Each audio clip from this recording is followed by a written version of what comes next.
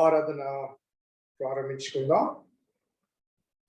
క్రీస్తునందు ప్రియమైన దేవుని సంగమా, ఈ శ్రేష్టమైన ఆరాధన సమయాన్ని బట్టి దేవునికి స్తుతులు చెల్లిస్తూ మరి తమ తమ గృహాల్లో చేరి దేవుని ఆరాధించుటకు గృహమే ఆధ్యాత్మిక వేదికగా, మన హృదయాలే ఆయన నిలయాలుగా దేవుని స్తుతించే ధన్యత దేవుడు మనకు అనుగ్రహించినందుకు దేవునికి స్తుతులు చెల్లిస్తున్నాను. దయచేసి అందరూ శ్రద్ధతో, ఆసక్తితో దేవుని వాక్యాన్ని చేతబట్టుకొని ఆయన వాక్య ధ్యానం నిమిత్తము సమకూడి రావాలని చెప్పి ప్రభు పేరిట మనవి చేస్తున్నాను. ఆరాధన ప్రారంభించుకుందాం.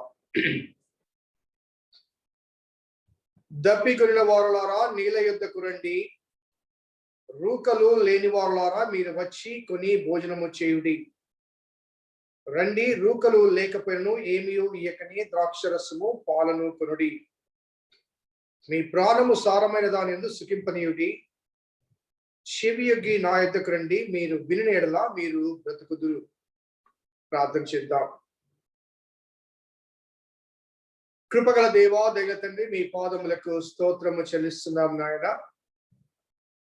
శ్రేష్టమైన ఆశీర్వాదకరమైన ఆరాధన సమయాన్ని మీరు మాకు అనుగ్రహించారు. ప్రభా, స్తుతులు చెల్లిస్తున్నాం. మాకు ఇవ్వబడిన ప్రభా ఈ ఎలక్ట్రానిక్ మాధ్యమాల ద్వారా నేను ఆరాధిస్తుండగా స్తుతుల సింహాసనాసనుడా మా మధ్యకి దిగి వచ్చి మా స్తుతులు అంగీకరించి మా ప్రార్థనలు ఆలకించి ఆధ్యాత్మిక ప్రబోధాన్ని మాకు వినిపించమని వేడుకుంటూ నీ దివ్యమైన సన్నిధిని కాంక్షిస్తూ మా రక్షకుడైన యేసు నామమున అడిగి వేడుకుంటున్నాం తండ్రి, ఆమేన్. ప్రభు నామానికి మహిమ కలిగినట్లుగా మనమందరం కలిసి ఆంధ్ర క్రైస్తవ కీర్తన పుస్తకంలో 23వ కీర్తన, ఎటుల నీకు స్తుతుల నర్తము యెహోవా తనయ ఎటుల నీకు నూతుల నర్తము అనే కీర్తన పాడుకుందాం. 23వ కీర్తన. ఎటుల నీకు స్తుతులు నర్తము యెహోవా తనయ ఎటుల నీకు నూతులు నర్తము. పటుతర పాపంబుల నేడి పంకమందు చిక్కి మదిని దిటము చెడిన మమ్ము బ్రోచ్ దిక్కు చూపినట్టి యేసు. ఎటుల నీకు స్తుతులు నర్తము యెహోవా తనయ ఎటుల నీకు నూతులు నర్తము. పాపకూపమందు నుండగా పాప విమోచదాపు చేర్చి కాపు చూపితి. శాపగ్రస్తులైన మా శాపము విముక్తి చేయ నీ పవిత్ర రక్తమిన ప్రాపుగాను సంగీతివి. ఎటుల నీకు స్తుతులు నర్తము యెహోవా తనయ ఎటుల నీకు నూతులు నర్తము. భారభరితమైన ఆత్మలా భారమును తీసి భూరి సౌఖ్య మూలతో నింపను. భారకున్న ఘోరమైన శ్రమల నుండి మరణముండి తిరిగి లేచి నీవు దాత్రి మహిమ నొందినట్టి దేవా. ఎటుల నీకు నూతులు నర్తము యెహోవా తనయ ఎటుల నీకు స్తుతులు నర్తము. నీతిహీనులైయుండగా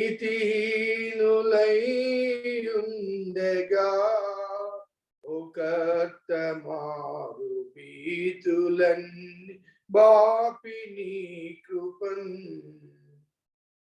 నీతి రక్షణ వస్త్రములను బాతిగత రింపచేసి భూతలంబునందు నన్ను ఖ్యాతి బసేవింప చేసితి ఎటుల నీకు స్తుతులు నత్తును యెహోవా తనయ ఎటుల నీకు నుతులు నత్తుము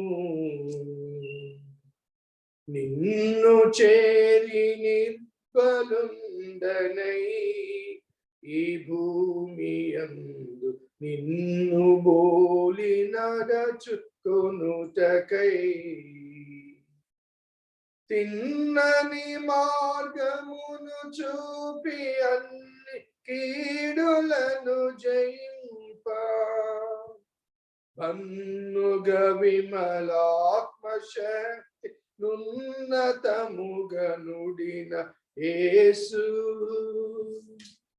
ఎటుల నీకు స్తుతులు నత్తును యెహోవా తనయ ఎటుల నీకు నుతులు నత్తుము పరమరాజమందు నిరతము నీ తోడనుండ కరుణ తోడనెంచుకుంటివి తిరిగి వచ్చి మమ్మును మీ చిర ప్రకాశపురమునందు త్వరగా చేర్చి అందు సుఖం తిరముగా నొసంగు దేవా ఎటుల నీకు స్తుతులు నత్తుము యెహోవా తనయ ఎటుల నీకు నుతులు నత్తుము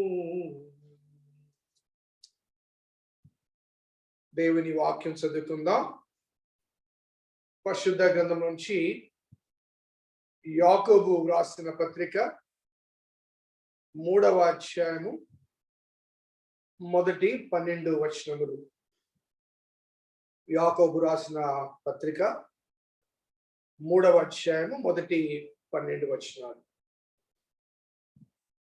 నా సహోదరులారా బోధకులమైన మనము మరి కఠినమైన తీర్పు పొందుదమని తెలుసుకుని మీలో అనేకులు బోధకులు కాకుండుడి అనేక విషయంలో మనమందరము తప్పిపోవచ్చున్నాము ఎవడైనను మాట యందు తప్పని ఎడల అతివాడు లోపము లేని వాడే తన సర్వ శరీరమును స్వాధీనమందుకున్న శక్తి గల వాడగును గుర్రములు మనకు లోబడ్డకై నోటికి కళ్ళెము పెట్టి వాటి శరీరమంతయు తిప్పుదము కదా ఓడలను కూడా చూడడి అవి ఎంతో గొప్పవై పెనుగాలికి కొట్టుకొని పోబడినను ఓడ నడుపు వాని ఉద్దేశము చొప్పున మిక్కిలి చిన్నదగు చుక్కాని చేత తిప్పబడును అలాగనని నాలుక కూడా చిన్న అవయవమైనను బహుగా అదరిపడును ఎంత కొంచెము నిప్పు ఎంత విస్తారమైన అడవిని తగలబెట్టును నాలుక అగ్నియే నాలుక మన అవయంలో ఉంచబడిన పాప ప్రపంచమై సర్వ శరీరమునకు మాలిన్యము కలగచేయచ్చు ప్రకృతి చక్రమును చిచ్చుపెట్టును అది నరకము చేత చిచ్చు పెట్టబడును మృగ పక్షి సర్ప జలచరంలో ప్రతి జాతియు నరజాతి చేత సాధు కాజాలను సాధు ఆయను కాని ఏ నరుడును నాలుకను సాధు చేయ నేరడు అది మరణకరమైన విషముతో నిండి ఉన్నది అది నిరర్గళమైన దుష్టత్వమే దీనితో తండ్రి అయిన ప్రభువును స్తుతిస్తాం దీనితోనే దేవుని పోలికగా పుట్టిన మనుషులను శపించదము ఒక్క నోట నుండి ఆశీర్వచనమును శాపవచనమును బయలువెళ్ళను నా సహోదరులారా ఇలా ఉండకూడదు నీటి బుగ్గలో ఒక జల నుండియే తీయని నీరును చేదు నీరును ఊరునా నా సహోదరులారా అంజూరపు చెట్టున ఒలివ పండ్లైనను ద్రాక్ష తీగను అంజూరు పండ్లైనను కాయినా అటువలే ఉప్పు నీళ్ళలోంచి తీయని నీళ్లు ఊరవు దేవుడు తన పరిశుద్ధ వాక్యమును మన వెనుకలో దీవించును గాక. ప్రార్థన చేసుకుందాం. కృపగల దేవా, దయల తండ్రి, మీ పాదములకు స్తోత్రము చెల్లిస్తున్నాం నాయన. మరొక పరిశుద్ధ దినమును మీరు మాకు అనుగ్రహించి నిన్ను ఆరాధించే ఈ గడియను మాకు అనుగ్రహించారు. ప్రభువా, స్తుతులు చెల్లిస్తున్నాం. అవును తండ్రి, ఈ భయంకరమైన కరోనా అనుభవాల మధ్య భీతిలిన మనసులతో, హృదయాలతో మా గృహాలకు పరిమితమై ప్రభువా, నిన్ను ఆరాధిస్తుండగా, నిన్ను స్తుతిస్తుండగా, స్తుతుల సింహాసనాసనుడా మా మధ్యకి దిగి వచ్చి మా స్తుతులు అంగీకరించండి, మా ప్రార్థనలు ఆలకించండి, నీ దివ్యమైన ఉపదేశం మాకు వినిపించండి. ప్రస్తుత ఇబ్బందికరమైన స్థితిగతుల మధ్య నిన్ను ప్రార్థించే గొప్ప అనుభవాన్ని మీరు మాకు అనుగ్రహించారు. ఆ ప్రార్థనకు జవాబుగా అనేకమైన సూచనలు మీరు మాకు అనుగ్రహిస్తున్నారు. మరి ప్రస్తుత భయంకరమైన స్థితిగతుల మధ్య ప్రత్యేకించి మా దేశములో, మా రాష్ట్రములో ఈ ఉధృతి తగ్గడం అనేది ఒక శుభ సూచకం. మీ కృపకు, మీ కరుణకు ఒక సూచన. ప్రభా, మీకు స్తుతులు చెల్లిస్తున్నాం. త్వరలో ప్రభా, మరి ఈ సమస్యలోంచి మేము విడిపించబడి అందరము కలిసి ఏక హృదయముతో, ఏక ఆత్మతో నిన్ను ఆరాధించే ఆ శుభ గడియను మీరు మాకు అనుగ్రహించమని వేడుకుంటున్నాం. దుప్పి నీటి వాగుల కొరకై ఆశపడినట్టు దేవా, నీ కొరకు నా ప్రాణము ఆశపడుతున్నట్టు, నా ప్రాణము దేవుని కొరకు తృష్ణకొని ఉన్నది అంటూ, దేవుని సన్నిధికి నేను ఎప్పుడు వచ్చదును, దేవుని సన్నిధికి నేను ఎప్పుడు కనబడదును అంటూ అంగలార్చిన అనుభవాన్ని మా జీవితాలకు అనుగ్రహించారు. ఆ అంగలార్పుకు జవాబుగా ఆలయాలు తెరవబడే ఆ అనుభవాన్ని మీరు మాకు అనుగ్రహిస్తున్నారు. ప్రభాస్తుతులు చెల్లిస్తున్నారు. ప్రభా, ప్రపంచము స్వస్థపరచబడాలి, దేశము స్వస్థపరచబడాలి, రాష్ట్రము స్వస్థపరచబడాలి, నీ ప్రజలు స్వస్థపరచబడాలి, నీ ప్రజలకు ప్రార్థన ఫలితంగా ప్రభా దేశము స్వస్థపరచబడాలి.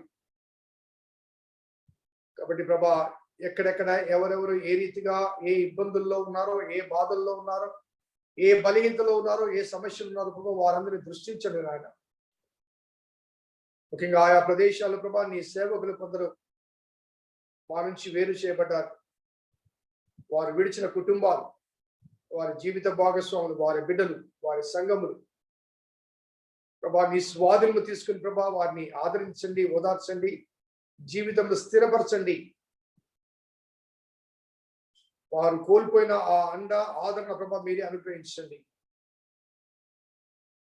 అదేవిధంగా మా సంఘంలో కొంతమంది తమ ప్రియులను కోల్పోయారు ప్రభా. దుఃఖంలో ఉంటుండగా వారిని బట్టి ప్రార్థన చేసి ఆ దుఃఖ నివారణ వారికి అనుగ్రహించండి. తమ బంధువులను కోల్పోయిన బిడ్డలు ఉన్నారు. ఆయా ప్రదేశాల్లో రక్త సంబంధికులు కోల్పోయారు. కొంతమంది ప్రభా తమ జీవిత భాగస్వాములు, కొంతమంది తమ కుటుంబ యజమానిని, కొంతమంది తల్లిని, కొంతమంది తండ్రిని. ఈ రీతిగా ప్రభా ఆయా గృహాల్లో కొన్ని గాయాలు కలిగాయి. ఆ గాయాలు ప్రభా మీరే మాన్పాలి. ప్రభా ప్రార్థన చేస్తున్నాం, సహాయం చేయండి. అదే రీతిగా మా గొప్ప తండ్రి నాయన,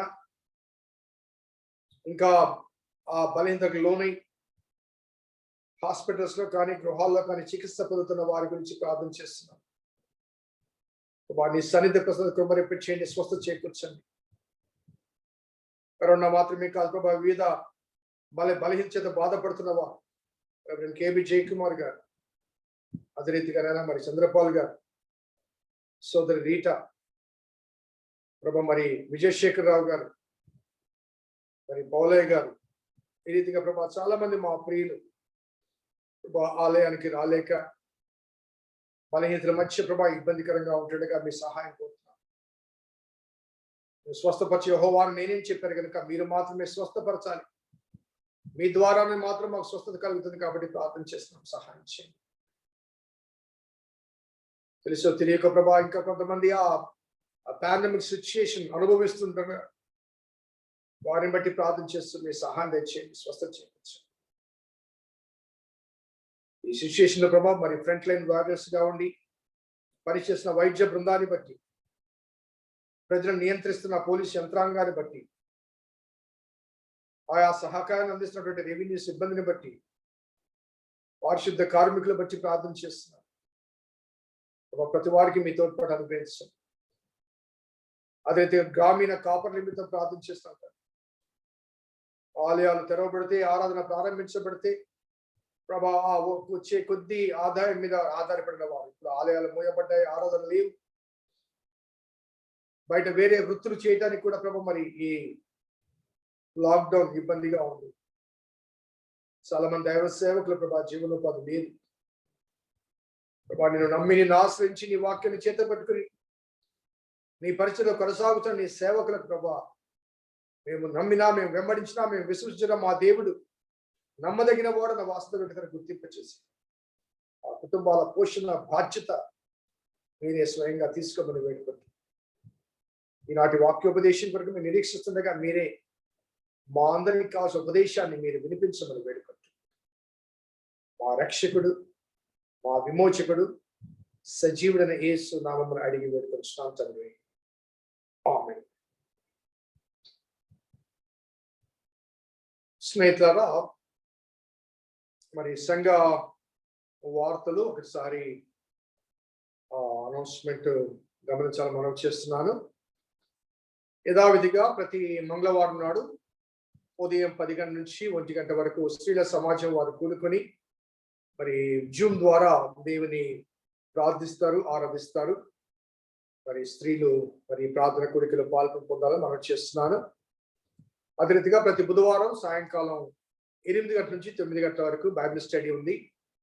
ఆది కాండము సంపూర్తి అయింది. నిర్గమ కాండంలో మొదటి అధ్యాయం దినము పూర్తి చేశాం బుధవారం నాడు. మరి నిర్గమ కాండం, లేవి కాండం, సంఖ్యాకాండం ఇవన్నీ కలిపి ఒకేసారిగా క్రమంలో ధ్యానం చేయబోతున్నాం. ఆసక్తి కలిగిన వారు బైబిల్ స్టడీలో పాల్గొనాలని మనం చేస్తున్నాను. అదే రీతిగా దేవుడు అనుగ్రహించిన ప్రేరణ చొప్పున 12 గంటల ప్రార్థన ఉద్యమాన్ని మనం ప్రారంభించాం. గత 3 శుక్రవారాలు ఉదయం 6 గంటల నుంచి సాయంకాలం 6 గంటల వరకు మరి గొలుసు ప్రార్థనలు కొనసాగింపు చేస్తున్నాం. మనతో పాటుగా మరి ఆయా సంఘాల వారు, ఆయా విశ్వాసులు పొంది ప్రార్థిస్తున్నారు. మరి ఈ శుక్రవారం 4వ శుక్రవారం ఈ క్రమంలో ప్రార్థన చేద్దాం. దేవుడు తప్పనిసరిగా మన ప్రార్థనలు ఆలకించి ఈ 7 శుక్రవారాల అనంతరం ఒక మంచి మరి పండుగ చేసుకోవడానికి, దేవుని సన్నిధిలో స్తుతించడానికి దేవుడి కృపను అనుగ్రహించినట్లుగా, దేశంలో స్వస్థపరిచినట్లుగా ఈ ప్రార్థన కార్యక్రమాలు ఎటువంటి ఆటంకాలు లేకుండా నిరాటంకంగా జరిగించబడినట్లుగా మీ ప్రార్థనలు జ్ఞాపకం చేసుకోండి. ఆసక్తి కలిగిన వారందరూ కూడా ఈ ప్రార్థన సహవాసంలో, ప్రార్థన ఉద్యమంలో ఏకీభవించాలని పాల్గొనాలని చెప్పి నేను మనవి చేస్తున్నాను. అదే రీతిగా సంఘ ఆర్థిక స్థితిగతుల విషయంలో కూడా మనకు మీరు ఇస్తున్న చేయుతను బట్టి దేవునికి స్తుతులు చెల్లిస్తున్నాను. దయచేసి మీ సహకారం ఎల్లవేళలా ఉన్నట్లయితే సంఘం యొక్క ఆర్థిక వెసులుబాటుకు అవి వీలవుతుంది. దయచేసి ఈ విషయాన్ని కూడా జ్ఞాపకం చేసుకోవాలని మనం చేస్తున్నాను. మనమందరము లేచి నిలబడి దేవుని వాక్యాన్ని చేతపట్టుకొని నీ వాక్యము అనే పాట పాడుకొని వాక్యంలోనికి వెళ్దాం.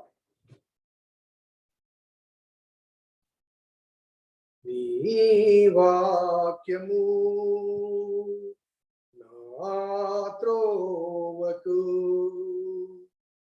నీ వాక్యము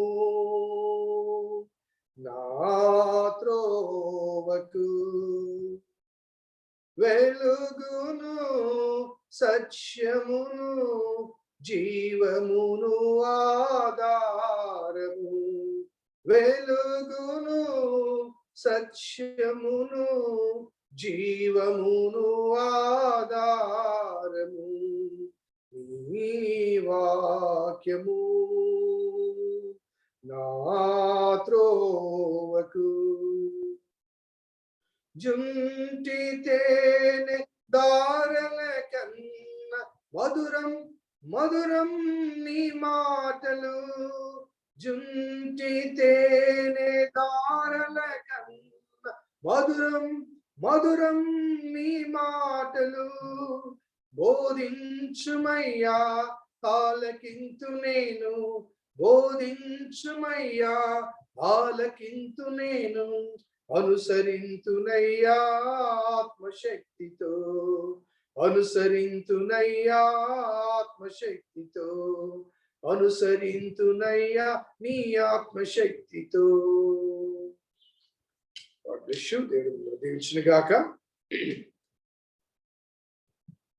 స్నేహితులారా, ఈ వారం యాకోబు రాసిన పత్రిక 3వ అధ్యాయం మొదటి 12 వచనాలు మనము ధ్యానించబోతున్నాం. గత వారాల్లో మొదటి అధ్యాయము 2వ అధ్యాయము పూర్తి చేశాం. మరి 3వ అధ్యాయంలో ఈ మొదటి భాగానికి పెట్టబడిన టైటిల్ అంటే ట్విస్టింగ్ టంగ్.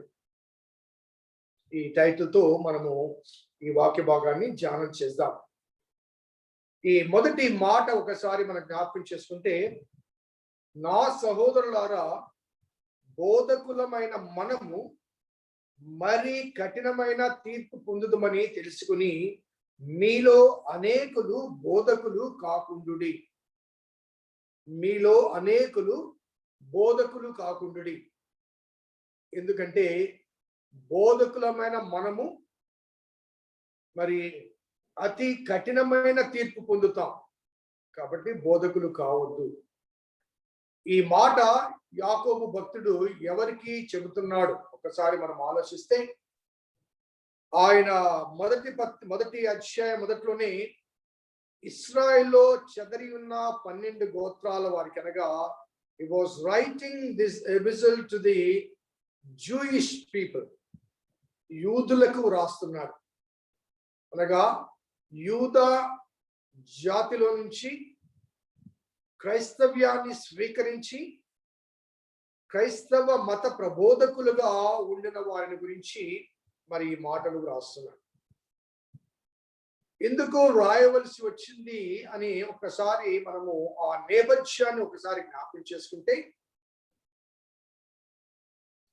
యూదా మతములో నీ బోధకులు వారు యూదా ధర్మశాస్త్రాన్ని అనగా మోషే ద్వారా అనుగ్రహించబడిన ఆ ధర్మశాస్త్రాన్ని బోధించే బోధకులు రబ్బీ, ఆ రబ్బీలుగా పిలువబడుతూ యూదా జాతిలోంచి వచ్చారు కాబట్టి యూదా మత సాంప్రదాయాల నేపథ్యములో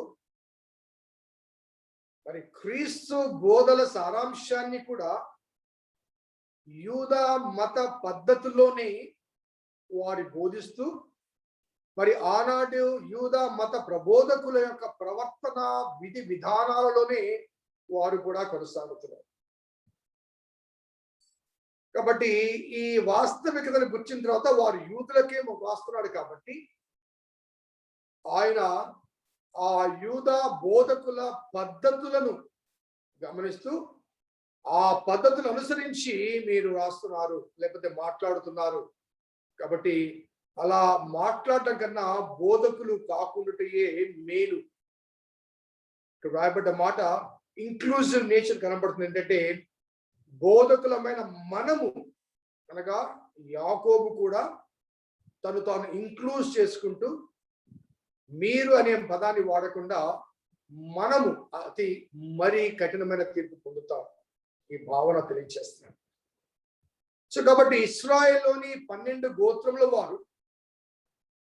వారి నేపథ్యము ఆ ధర్మశాస్త్ర సంబంధమైన నేపథ్యం కాబట్టి మరి ఆ ధర్మశాస్త్రాన్ని ప్రబోధించేవారు రబ్బీలుగా, శాస్త్రులుగా, ధర్మశాస్త్రోపదేశకులుగా పిలువబడ్డారు కాబట్టి మరి ఆ పరంపరలో నుంచి క్రైస్తవులకు వచ్చిన వారు ఆ ట్రెడిషన్స్ కంటిన్యూ చేస్తున్నారు కాబట్టి వారికి ఈ హెచ్చరికలు ఇవ్వడం జరిగింది.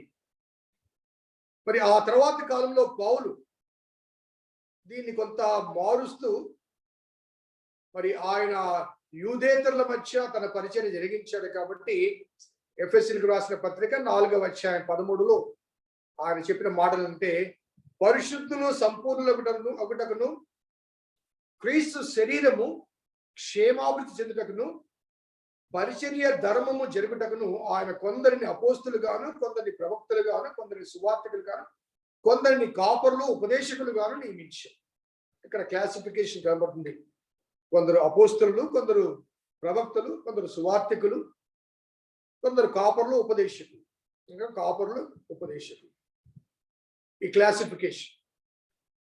కానీ యూదా మతంలో ఒకటే క్లాసిఫికేషన్ అంటే శాస్త్రులైన వారు ధర్మశాస్త్రాన్ని ఉపదేశిస్తారు, వారు ధర్మశాస్త్రోపదేశకులు.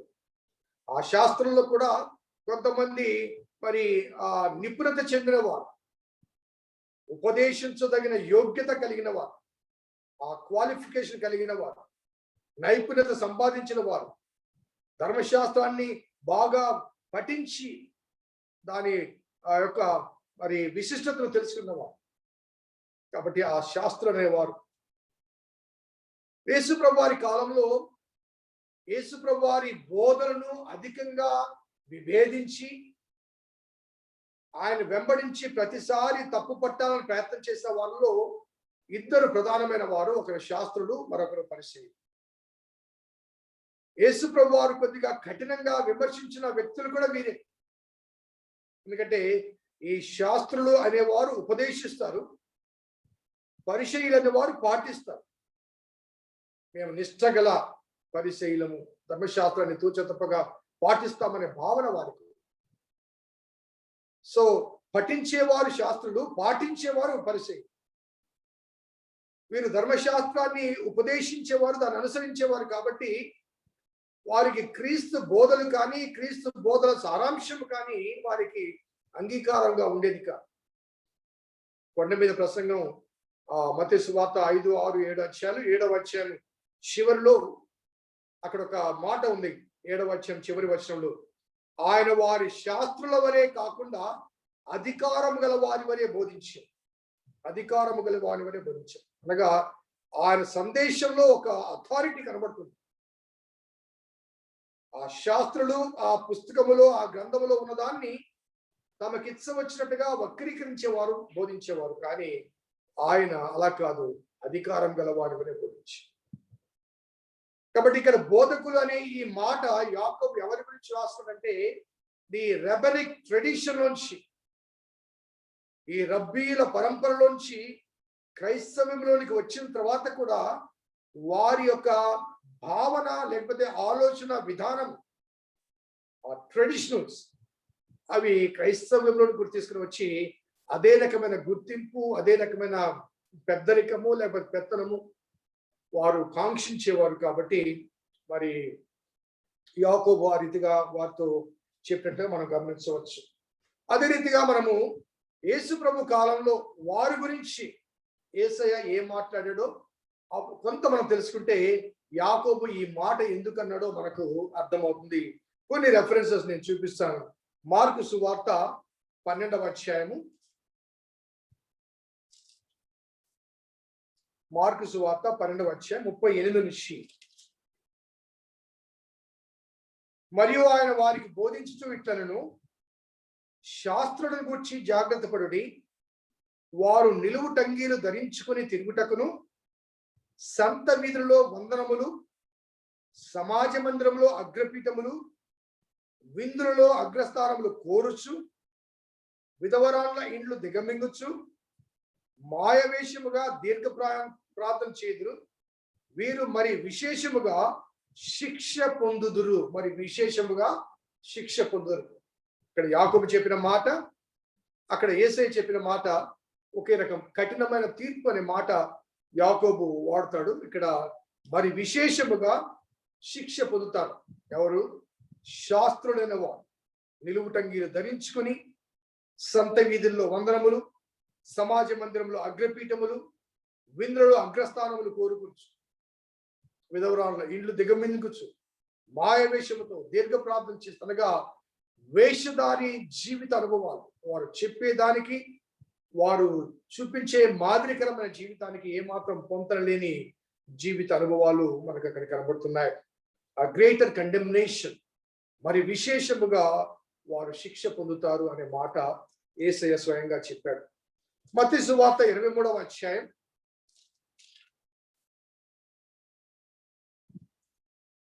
23వ అధ్యాయం మొదటి నుంచి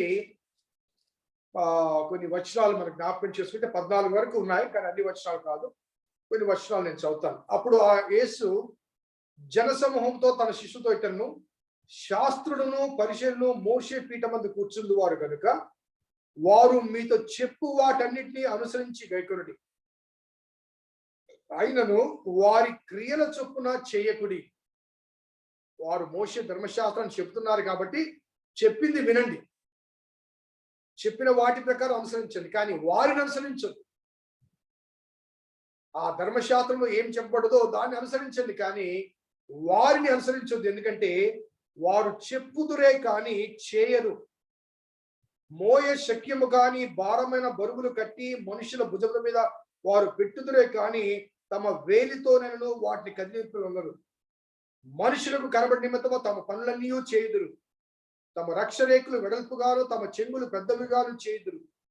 విందులలో అగ్రస్థానము, సమాజ మందిరంలో అగ్రపీఠములు, సంత వీధులలో వందనములు, మనుషుల చేత బోధకులని పిలువబడి కోరుదురు. మీరైతే బోధకులని పిలువబడవద్దు, ఒక్కడే మీకు బోధకుడు, మీరందరూ సహోదరులు. అలాగే ఆ తర్వాత 13, 14 కూడా చూస్తే, అయ్యో వేషధారులైన శాస్త్రులారా పరిశీలారా, మీరు మనుషులు ఎదుట పరలోక రాజ్యమును మూయుదురు, మీరందులో ప్రవేశించరు, ప్రవేశించు వారిని ప్రవేశింపనివ్వరు. మీరు అందులో ప్రవేశించరు, ప్రవేశించే వారిని ప్రవేశింపనివ్వరు. So you are closing the doors of the heaven అనే మాట యేసు ప్రభువారు చాలా కఠినంగా మాట్లాడడం మనం గమనిస్తుంది. ఈ విషయాన్ని లూకా 11:45లో కూడా మనం చూస్తాం. ఎందుకంటే వారు చెప్పినవి ధర్మశాస్త్రంలోంచి చెబుతున్నారు, కానీ వారు ఏమాత్రం పాటించరు.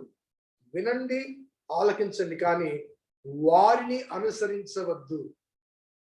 అనగా వారు ఆ స్థాయిని, ఆ స్థితిని, ఆ గుర్తింపుని, ఆ గౌరవాన్ని కోరుకుంటున్నారు. అనగా ఈ ఉపదేశకులు అనే ఈ వర్గం, బోధకులు అని పిలువబడే ఈ వర్గము, శాస్త్రులుగా పిలువబడే లేకపోతే ధర్మశాస్త్రోపదేశకులుగా పిలువబడే వీరందరూ కూడా కేవలం ఐడెంటిటీ కోసం, గుర్తింపు కొరకు, గౌరవం కొరకు, పెత్తనం కొరకు, పెద్దరికం కొరకు, సమాజంలో ఒక కీర్తి కొరకు, తమ స్వకీర్తి కొరకు వారు కోరుతున్నారే కానీ వారు పరలోక ద్వారంలో మూసివేస్తారు. వారు ప్రవేశించరు, మరొకరిని ప్రవేశింపరు. మత్తయి సువార్తలోనే 15:9లో మనము గమనించినట్లయితే, ఈ ప్రజలు తమ పెదవులతో నన్ను గణపరచుతారు కానీ వారి హృదయం నాకు దూరముగా ఉన్నది. ఈ ప్రజలు తమ పెదవులతో నన్ను గణపరచుతారు కానీ వారి హృదయము నాకు దూరముగా ఉన్నది అంటూ ఆ పాత నిబంధన రెఫరెన్స్ తెలియచేస్తూ, మనుషులు కల్పించిన పద్ధతులు దైవోపదేశములను బోధించు వారు నన్ను వ్యర్థముగా ఆరాధించుతున్నారు. మనుషులు కల్పించిన పద్ధతులు, టీచింగ్స్ కాదు, మెథడ్స్. కొన్ని ఆరాధన వ్యవస్థలో కొన్ని పద్ధతులు తమకు అనుకూలమైన వాటిని ఇంట్రడ్యూస్ చేసి, అవి దేవుడు చెప్పినవి, దేవుడు చేయమన్నాడు, దేవుడే స్వయంగా చెప్పాడు కాబట్టి ఇలా చేయాలి అని కఠినమైన నిబంధనలు కానీ నియమాలు కానీ ప్రజల మీద. అందుకే మత్తయి అంటాడు కదండి, వారు మోయ శక్యము కానీ భారమును ప్రజల భుజంలో మీద వేస్తారు కానీ వేలితో కూడా వాటిని, అనగా ఆచరణ శక్యము కానీ అంశములు కానీ, ఆచరణ శక్యము కానీ విధి విధానాలు కానీ, ఆచరణ శక్యము కానీ అనగా సాధ్యము కానీ పనులు కానీ ప్రజల మీద మోపి మరి వారి మీద కఠినంగా ప్రవర్తిస్తూ, అవి దేవుడు చెప్పాడు, దేవుడు చేయమన్నాడు అంటూ దైవోపదేశములని వారు చెబుతూ ఉంటారు అనే మాటలు మనం గమనించవచ్చు. కాబట్టి యేసు ప్రభువారు విమర్శించిన ఆ బోధకులు ఎవరు అంటే ప్రొఫెషనల్ టీచర్స్, అనగా బోధించడం అనేది వృత్తిగా పొందినవారు. ఈనాడు కాపరులు, పాస్టర్స్, లేకపోతే సువార్థికులు, లేకపోతే బోధకులుగా ఉన్నవారు, టీచర్స్, బైబిల్ టీచర్స్ గా ఉన్నవారు ఎవరైనా, those who are claiming teaching as a profession, preaching as a profession, ఆ రీతిగా అది వృత్తిగా గైకొని తద్వారా ఐడెంటిటీ కొరకు, గుర్తింపు కొరకు ప్రయత్నం చేస్తున్నారు. So Jesus was talking about the professional preachers. At the same time, James was also talking to the preachers from the Jewish origin. ఈ పత్రిక ఎవరికి రాశాడంటే యూదులకు రాశాడు. ఈ బోధకులు ఎవరంటే యూదా బోధకుల పరంపరలోంచి, ఆ పారంపర్యంలోంచి వచ్చిన వాళ్ళు. కాబట్టి యూదా మతములో ఆ బోధకులు ఏ గుర్తింపు కోరారో, ఏ గౌరవాన్ని కోరుకున్నారో, ఏ ఐడెంటిటీ కోరుకున్నారో, ఏ స్థాయిని కోరుకున్నారో, ఆ స్థాయిని క్రైస్తవంలోకి వచ్చిన తర్వాత కూడా క్రీస్తు చెప్పిన తను తాను తగ్గించుకుని వాడు హెచ్చించబడును, మిమ్మల్ని మీరు తగ్గించుకోండి అంటూ చెప్పిన ఆ మాటలు పెడచెవిని పెట్టి ఇక్కడ కూడా ఆ గుర్తింపు కొరకు, లేకపోతే ఆ ఎలివేటెడ్ పొజిషన్ వరకు వారు ప్రయత్నం చేస్తున్నారు. అది యాకోబు ఖండించినట్టుగా మనం గమనిస్తాం. అంత మాత్రమే కాకుండా without proper understanding of the truth of the gospel, ఆ ధర్మశాస్త్రోపదేశకులు కూడా, పాత నిబంధన కాలం ధర్మశాస్త్రోపదేశకులు కూడా ఆ ధర్మశాస్త్రంలో మోషే చెప్పిన విషయాలు, విధానాల గురించి తమకు తోచిన విధముగా వక్రీకరించి విశదపరిచారే తప్ప ఆ వాస్తవాన్ని, అనగా the truth behind the text తెలుసుకుని బోధించిన అనుభవాలు మనకు కనిపించు. They preferred social status, the identity, ఒక గుర్తింపు. సో నేటి కాలంలో కూడా ఇది ఒక గౌరవప్రదమైన స్థాయిగా భావించి, అనగా పాస్టర్గా ఉంటే, బైబిల్ పట్టుకొని బోధకుడిగా ఉంటే చచ్చిపోయేంత వరకు నాకు ఆ గుర్తింపు ఉంటుంది. కాబట్టి చాలా మంది నేటి కాలంలో కొంత బైబిల్ వాక్యము పట్ల కొంత అవగాహన ఉంటే, నిలబడి చెప్పగలిగిన ఆ స్టేజ్ ఫియర్ లేని ఆ ధైర్యం, ముఖ్యంగా ఈ టీచింగ్ ప్రొఫెషన్ లో ఉన్నవాళ్ళు, ఎప్పుడు వాళ్ళు చెప్పడమే కదా. కాబట్టి వాళ్ళు రిటైర్ అవ్వక ముందు ఒక వేదిక తయారు చేసుకుంటారు, రిటైర్ కాకముందు ఒక వేదిక తయారు చేసుకుంటారు. 60 సంవత్సరాలు, 58, 60 సంవత్సరాలకు రిటైర్ కాగానే ఇమ్మీడియట్ గా ఆ వేదికలోకి జంప్ అయిపోయి వారు మేము పాస్టర్లమండి, మేము బోధకులమండి అని బయలుదేరుతారు. సో మనకి ఇక్కడ ఈనాటి కాలంలో డబ్బులు ఇస్తే ఏదైనా దొరుకుతుంది, ఏ సర్టిఫికేట్ అయినా దొరుకుతుంది, ఎంత పెద్ద సర్టిఫికేట్ అయినా దొరుకుతుంది. అలాగే రెవరెండ్లు కానీ, బిషప్లు కానీ కూడా అయిపోతారు. వాటికి పెద్ద కుదువు లేదు ఈ రోజుల్లో. మార్కెట్లో వస్తువులన్నా అప్పుడప్పుడు కరువు అవుతాయేమో, కానీ ఈ డిగ్రీలకు కానీ, ఈ గుర్తింపులకు కానీ కుదువు లేదు. కాబట్టి వాక్యములో లోతైన అవగాహన లేకుండా కేవలము కొన్ని మాటలు వారికి కంటత, లేకపోతే ఆ వాక్యాన్ని చదవగలిగిన పరిజ్ఞానం ఉన్న నేపథ్యం, నిలబడి ధైర్యంగా బోధించగలిగిన ఆ ధైర్యం ఉన్న నేపథ్యంలో ప్రతి వారు రిటైర్ కాగానే దేవుని వాక్యాన్ని చేతబట్టుకొని మేము పాస్టర్లు. ఈనాడు కాపరత్వ వ్యవస్థ ఒక విధంగా బలహీనపరచబడిందంటే కారణం ఏంటంటే, ఈ రీతిగా మరి గొర్రె చర్మము ధరించుకున్న తోడేళ్ళు, ఇంకొక మాటలో చెప్పాలంటే చిల్లర దేవుళ్ళు వచ్చారు. They know the text, but they don't know the context behind the text. వారికి వాక్యము, దేవుని వాక్యము, బైబిల్ మాత్రమే తెలుసు. కానీ ఆ వాక్యములో పొందుపరచబడిన ఆ అంశములు ఏ సందర్భంలో ఎవరిని ఉద్దేశించి ఎందుకు చెప్పబడ్డాయి, అవి నేటి మన కాల పరిస్థితులకు ఏ రీతిగా అన్వయించబడతాయి అన్న నేపథ్యాన్ని ఎరుగకనే తమకు ఇచ్చవచ్చిన టెక్స్ట్ తీసుకుని తమకు ఇచ్చవచ్చిన రీతిగా మరి వక్రీకరించి బోధించే బోధక వర్గము నేటి కాలంలో మరి బాగా తయారైంది. ఒక చిన్న స్టోరీ చెప్తా, స్టోరీ కాదు, ఒక చిన్న కథ చెప్తాను. కథ అన్న స్టోరీ అని ఒకటి. ఓకే,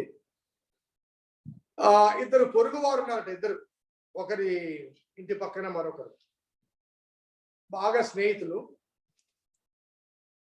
ఒకడు మంచి చికెన్ కర్రీ, నాటుకోడి తెచ్చుకొని బాగా వండుకొని సిద్ధపడుతున్నాను తినడానికి. లోపల ఆ వాసన చూసి పక్కవాడు వచ్చాడు.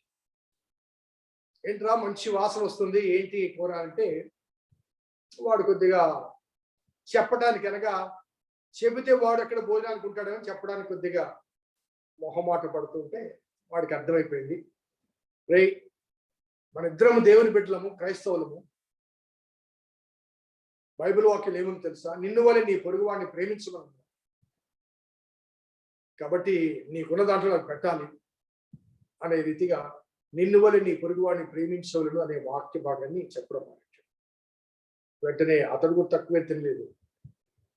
అతను ఇమీడియట్ గా ఏమన్నాడంటే, నీ పొరుగు వానిది ఏది ఆశించకూడదని కూడా ఉంది నా బైబిల్లో. ఇద్దరు వాక్యమే, కానీ ఈ వాక్యం ఒక కాంటెక్స్ట్ లో, ఆ వాక్యం ఒక కాంటెక్స్ట్ లో, ఇద్దరు కూడా తమ స్థితిని జస్టిఫై చేసుకోవటానికి దేవుని వాక్యాన్ని తమకు అనుకూలంగా మాట్లాడుకోవడం, వాడుకోవడము, వక్రీకరించుకోవడం. ఈనాడు ఆలయాల్లో కూడా కొన్నిసార్లు ఏదైనా మనసులో ఒక ఉద్దేశం ఉంటుంది, ఆ ఉద్దేశానికి అనుగుణంగా ఆ సంబంధిత వాక్య భాగాన్ని నిలుపుకొని ఆ వాక్య భాగాన్ని తీసుకొని ఏ వ్యక్తిని తన ఉద్దేశంలో ఆ వ్యక్తి వైపు చూస్తూ మాట్లాడుతుంది, targeting the people with selfish motive, the hidden agenda. కాబట్టి బోధకుల గురించి ఇక్కడ చెప్పిన మాట. So interpreting the word of God అనగా misinterpreting the word of God is a crime. దేవుని వాక్యాన్ని వక్రీకరించి బోధించడం అనేది అది నేరం. కాబట్టి కఠినమైన తీర్పు ఉంటుంది అనే విషయాన్ని మనం జ్ఞాపకం చేసుకోవాలి. యేసు ప్రభు వారి కాలం తర్వాత మనం ఆలోచిస్తే పౌలు భక్తుడు కూడా, ఒకసారి తీతు పత్రిక చూద్దాం, 1వ అధ్యాయం 10 నుంచి 16 వచనాలు చూస్తే, అనేకులు విశేషముగా సున్నతి సంబంధులు అంటే యూదా మతం నుంచి క్రైస్తవులైన వారు, అనేకులు విశేషముగా సున్నతి సంబంధులను, అవిధేయులను, వదరుబోతులను మోసపుచ్చు వారే ఉన్నారు. వారి నోరును మోయించవలను. అట్టి వారు ఉపదేశించకూడని వాటిని దుర్లాభము కొరకు ఉపదేశించుచు కుటుంబములనే పాడు చేయుచున్నారు. కుటుంబములనే పాడు చేయుచున్నారు. సో ఈ విషయాన్ని మనం జ్ఞాపకం చేస్తున్నాం, సున్నతి సంబంధులు అనే మాట.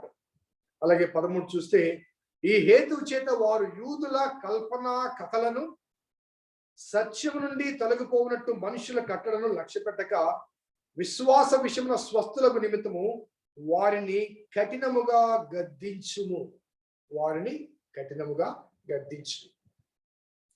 అలాగే తిమోతికి రాసిన 2వ పత్రికలు కూడా 4వ అధ్యాయం 3 నుంచి చూస్తే పౌలు చెప్పిన మాటలు, ఎందుకనగా జనులు హితబోధన సహింపక దురద చెవులు గలవారై తమ స్వకీయ దురాశను అనుకూలమైన బోధకులను తమ కొరకు పోగు చేసుకొని సత్యమునకు చెవినీయక కల్పనా కథల వైపునకు తిరుగు కాలము వచ్చును.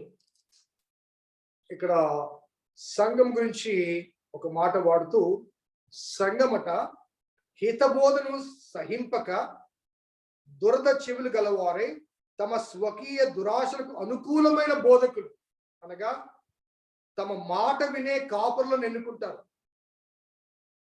తమ మాట వినే కాపురులు ఎందుకు మాట వింటారు అంటే, వారి యొక్క భవిష్యత్తు, ఆ కాపురి యొక్క భవిష్యత్తు ఆ సంఘ నాయకత్వం చేతిలో ఉంటుంది.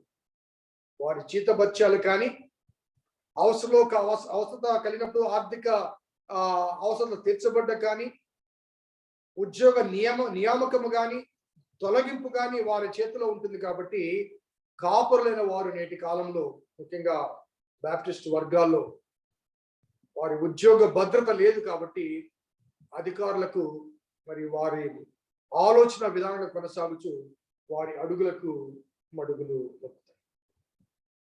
పిలిచిన దేవుణ్ణి, ఆ బాధ్యత అప్పగించిన ఆ దేవుని మీద భారము ఉంచక, ఆ దేవుని మీద విశ్వాసం ఉంచక, పిలిచిన వాడు మమ్మల్ని పోషించ సమర్థుడు అన్న వాస్తవికతను విస్మరించి సంఘానికి విధేయులై వారు చెప్పమన్నది చెప్పడం, వారికి ఇబ్బంది కలిగించే అంశాలు తొలగించడం.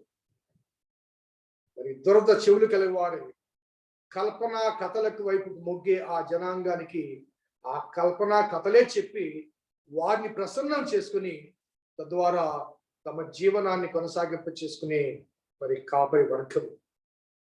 అటువంటి వారి కొరకు నేటి చాలా సంఘాలు తలుపులు తెరిచి ఎదురు చూస్తున్నాయి. ఎందుకంటే వాక్యము ఉన్నట్టుగా బోధిస్తే అది వారు జీవించే జీవిత విధానానికి భంగం కలిగిస్తుంది, ఇబ్బంది కలిగిస్తుంది. కాబట్టి రోమీయులకు రాసిన పత్రికలో కూడా పాల్ 2వ అధ్యాయం ఒకసారి మనం గమనిస్తే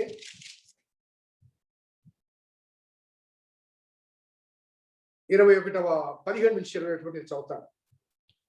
నీవు యూదుడవని పేరు పట్టుకుని ధర్మశాస్త్రమును ఆశ్రయించి దేవునియందు అతిశయించున్నావు కావా? ఆయన చిత్తం ఎరిగి ధర్మశాస్త్రమందు ఉపదేశం పొందిన వాడవై శ్రేష్టమైన వాటిని మెచ్చుకొనుచున్నావు కావా? జ్ఞాన సత్య స్వరూపమైన ధర్మశాస్త్రం గలవాడవై ఉండి నేను గుడ్డివానికి త్రోవ చూపువాడును, చీకట్లో ఉండు వారికి వెలుగును, బుద్ధిహీనులకు శిక్షకుడును, బాలులకు ఉపాధ్యాయుడునై ఉన్నానని నీ అంతట నీవే ధైర్యం వహించుకుంటున్నావు కావా? ఎదుటి వారికి బోధించు నీవు నీకు నీవే బోధించుకొనవా? దొంగిల వద్దని ప్రకటించు నీవు దొంగిలెదవా? వ్యభిచరించవద్దని చెప్పు నీవు వ్యభిచరించదవా? ఈ మాట రాస్తూ ఎదుటి వాడికి బోధించి నీవు నీకు నీవు బోధించుకొనవా?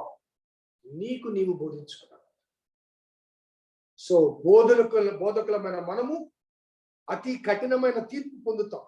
కొరింథీయులకు రాసిన 2వ పత్రిక 2వ అధ్యాయం 4వ వచనం కూడా చదువుతాం. కొరింథీయులకు రాసిన 2వ పత్రిక 2వ అధ్యాయము 17వ వచనం. మేము దేవుని వాక్యమును కలిపి చెరిపెడు అనేకుల వలె ఉండక నిష్కాపట్యమును గలవారమును దేవుని వల్ల నియమించబడిన వారమునై ఉండి క్రీస్తునందు దేవుని ఎదుట బోధించుచూ ఉన్నాము. పాల్ చాలా స్పష్టంగా చెప్తున్న మాట ఏంటంటే మేము దేవుని వాక్యమును కలిపి చెరిపెడు అనేకుల వలె ఉండక, అనగా పౌలు కాలానికి అనేక మంది దేవుని వాక్యాన్ని వక్రీకరించి తమకు అనుకూలమైన రీతిగా బోధించేవారు అనేకులు బయలుదేరారు. ఈ యాకోబు మరి పౌలు కన్నా ముందు రాశాడు. అనగా యాకోబు కాలం నాటికే ఈ అబద్ధ బోధకులు, అనుకూల బోధకులు బయలుదేరారు. పౌలు కాలానికి ఇంకా అధికంగా వారు పొంది ఉన్నారు. కాబట్టి వారికి మరి ఈ తమ లాభాపేక్షతో కూడిన బోధనలు చేస్తూ దేవుని మరి మనస్సును లేకపోతే గాయపరుస్తున్న వాస్తవాన్ని మనం జ్ఞాపకం చేసుకోవాలి. ఆ తర్వాత పేతురు భక్తుడు కూడా ఒకసారి మనం గమనిద్దాం. మరి ఈ పరంపరలో ఆనాటి ప్రథమ అపోస్తలులు మరి పౌలు కానీ యాకోబు కానీ పేతురు కానీ ఈ సమస్య వారు ఎదుర్కొన్నట్టుగా ఆ కాలంలోనే వారు ఎదుర్కొన్నట్టుగా ఈ సమస్యను ఆ కాలంలోనే వివిధ రీతిలుగా వారు ఖండించినట్లుగా మనం గమనించవచ్చు. పేతురు మొదటి పత్రిక 4వ అధ్యాయం 11వ వచనాన్ని మనం గమనిస్తే, ఒకడు బోధించిన ఎడల దైవోక్తులను బోధించినట్లు బోధించవలను, ఒకడు ఉపచారము చేసిన ఎడల అతను దేవుడు అనుగ్రహించు సామర్థ్యము కలిగి చేయవలను. ఇందువలన దేవుడు అన్నిటిలోనూ యేసుక్రీస్తు ద్వారా మహిమపరచబడును, యుగ యుగములు మహిమయు ప్రభావమును ఆయన కుందును కాక. సో ఒకడు బోధిస్తే ఎలా బోధించాలి? దైవోక్తులు బోధించినట్లుగా బోధించాలి. అనగా దేవుని messenger, god's ambassador, god's representative. కాబట్టి బోధించే ఆ సమయంలో దేవుని మాటలు వినిపించేవాడు కాబట్టి దేవుని ప్రతినిధిగా దేవుని మాటలు వినిపించేవాడుగా మరి ఆజ్ఞాపూర్వకముగా అధికారపూర్వకంగా దేవుని వాక్యాన్ని బోధించాలి తప్ప మనుషులను సంతోషపెట్టడానికి సంతృప్తిపరచడానికి మనము బోధించాలి. మనుషులను సంతోషపెట్టడానికి సంతృప్తిపరచాలి.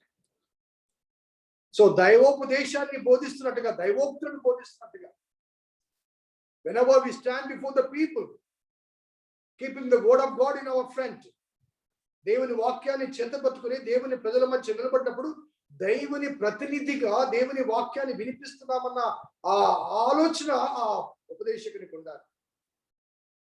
నేను కొన్నిసార్లు చెప్తూ ఉంటాను, దేవుని వాక్యాన్ని బోధించేటప్పుడు ఆ ఉపదేశకుడు కేవలం ఇస్తరాకు లాంటి వాడు. ఆ విస్తరి వల్ల ఎటువంటి ప్రయోజనం ఉండదు. ఆ విస్తరిని ఎవరు కూడా మరి చివరిలో భుజించరు. ఆ విస్తరికి వచ్చే ఘనత ఏంటంటే అందులో ఉంచబడిన ఆ పదార్థం.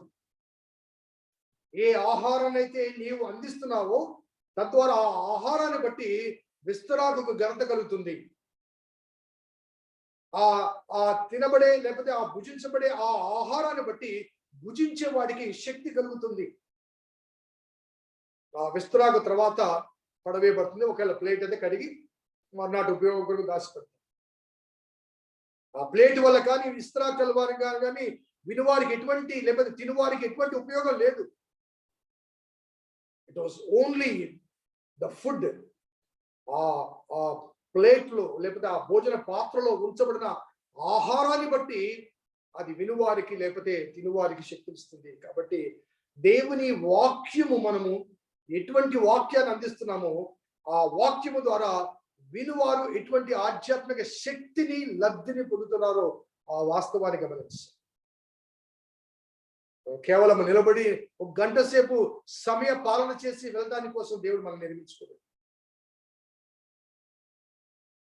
God has chosen us in his own choice.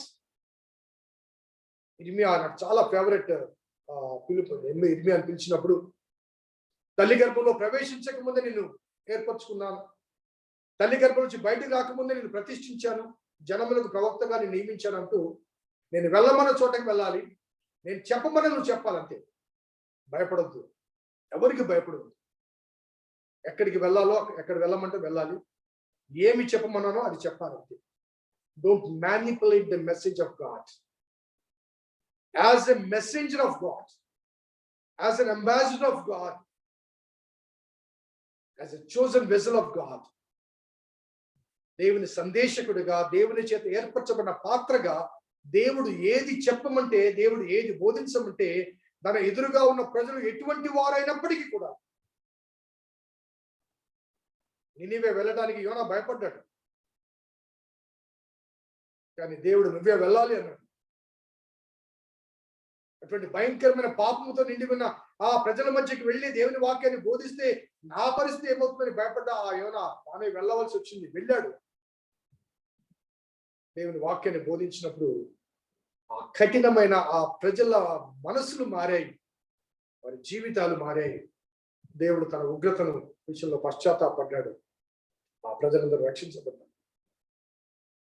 It was because only Jonah could able to go and preach the message what God has given unto him. దేవుడు అతనికి ఏ వాక్యాన్ని ఇచ్చాడో ఆ వాక్యాన్ని ఆ సందేశాన్నే బోధించాడు. బిలాములాగా మాట తప్పలేదు, త్రోవ తప్పలేదు. సో బోధకులమైన మనము అనే ఈ మాట 2వ పేతురు 2వ గ్రంథంలో కూడా 1వ అధ్యాయంలో 20వ వచనం నుంచి 2 మాటలు నేను చదువుతాను. ఒకడు తన ఊహను బట్టి చెప్పుట వలన లేఖనంలో ఏ ప్రవచనము పుట్టదని మొదట గ్రహించుకున్నవలను. ఏలనగా ప్రవచనం ఎప్పుడునూ మనుషులు ఇచ్చని బట్టి కలగలేదు, కానీ మనుషులు పరిశుద్ధాత్మ వలన ప్రేరేపించబడిన వారే దేవుని మూలముగా పలికిరి. అనగా దేవుని చేత పంపబడిన మెసెంజర్స్, బోధకులు అనేవారు తమ ఇచ్చను బట్టి, తమ ఇంట్రెస్ట్ను బట్టి, తమ అనుకూలతను బట్టి, లేకపోతే ఎదుటి వారి యొక్క స్వలాభేక్షను బట్టి కానీ కాకుండా అక్కడ స్పష్టంగా వ్రాయబడ్డ మాట, మనుషులు పరిశుద్ధాత్మ వలన ప్రేరేపించబడిన వారే దేవుని మూలముగా పలికిరి. దేవుని మూలముగా కంటిన్యూస్ 2nd చాప్టర్ లో మరియు అబద్ధ ప్రవక్తలు ప్రజల్లో ఉండరి, అటువలనే మీలోను అబద్ధ బోధకులు ఉందురు. వీరు తమ్ము కొనిన ప్రభును కూడా విసర్జించు, తమకు తామే శీఘ్రముగా నాశనం కలగచేస్తూ నాశనకరముకు భిన్నాభిప్రాయములను రహస్యముగా బోధించి తమ్ము కనిన ప్రభువును తమను కొనిన ప్రభువును కూడా విసర్జించి, అబద్ధ బోధకులు ఎందుకు విసర్జించారు? ప్రజలకు అనుకూలమైన వాటిని బోధించాలని ప్రభువును దుఃఖపరిచారు. దేవుని వాక్యము ఎలా బోధించాలండి? పరిశుద్ధాత్మ వలన ప్రేరేపించబడి దేవుని మూలముగా పలకాలి అనే విషయాన్ని అక్కడ స్పష్టపరుస్తున్నాడు. కాబట్టి బోధకులైన వారు మీరు బోధకులు కాకుండా, ఎందుకంటే కఠినమైన తీర్పు పొందుతారు అనే మాట వార్త. మిగతా విషయాలన్నీ కూడా కొన్ని ఎగ్జాంపుల్స్ గా, మిగతా వచనాల్లో కొన్ని ఎగ్జాంపుల్స్ ఆయన ఈ విషయాన్ని వ్యక్తపరచడానికి, ఎక్స్ప్లెయిన్ చేయడానికి కొన్ని ఎగ్జాంపుల్స్ వాడతారు. ఆ క్రమాన్ని కొద్దిగా క్లుప్తంగా వెళ్తాను. 2వ వచనాన్ని చూస్తే, అనేక విషయాల్లో మనమందరం తప్పిపోవచ్చున్నాము, లేక తొట్టిల్లుచున్నాము. అనగా నాలిక కరుచుకోవడం. కొన్నిసార్లు ఒక మాట మనం వదిలేస్తాం, వెంటనే నాలుగు కొరుకుంటాం. ఎందుకంటే మనం ఎవరి గురించి వ్యతిరేకంగా మాట్లాడామో అనుకోకుండా ఆ వ్యక్తి కానీ ఆ వ్యక్తి సంబంధికులు కానీ పక్కనే ఉంటారు, మనకు తెలియకుండా ఒక మాట అనేస్తాం. ఆ వ్యక్తి విన్నాడేమో, లేకపోతే ఆ వ్యక్తికి అది అందించేవారు పక్కన ఉన్నారేమో అనేసి ఒక మాటని దాన్ని సమర్థించుకోవడానికి, సర్దుకోవడానికి కొన్నిసార్లు ప్రయత్నం చేస్తారు. కాబట్టి అనేక విషయాల్లో తొట్టిల్లే అవకాశాలు ఉన్నాయి, తప్పిపోయే అవకాశాలు ఉన్నాయి. కాబట్టి ఎవడైనా మాట యందు తప్పని ఎడల వాడు లోపము లేని వాడే, తన సర్వ శరీరమును స్వాధీనపరుచుకున్న శక్తి గల వాడే ఉన్నాడు. సో మాట యందు తప్పని ఎడల అనగా తప్పుడు మాట మాట్లాడకుండా, ఆ తర్వాత తప్పించుకోవడానికి ప్రయత్నం చేయకుండా, ఆ మాటల విషయంలో యథార్థత కలిగి, సిన్సియారిటీ కలిగి, నీవు ఉపదేశకునిగా పిలువబడ్డావు కాబట్టి ఉపదేశించే సమయంలో ఒక స్వలాభాపేక్ష కానీ, లేకపోతే స్వంత ఆలోచన కానీ, లేకపోతే ఎదుటి వారిని మెప్పించాలన్న భావన కానీ లేకుండా ఉన్నది ఉన్నట్టుగా బోధించాలి. దానికి నీ సర్వ శరీరమును నీ స్వాధీనంలో ఉంచుకున్న వాడుగా ఉంటావు ఎప్పుడైతే మాట తప్పని ఎడవాడు. 3వ వచనం నుంచి 5 వరకు మనం గమనిస్తే అక్కడ 2 పోలికలు చూపిస్తాం. ఒకటి గుర్రముల గురించి, మరొకటి ఓడ గురించి. నేను చదువుతాను, గమనించండి.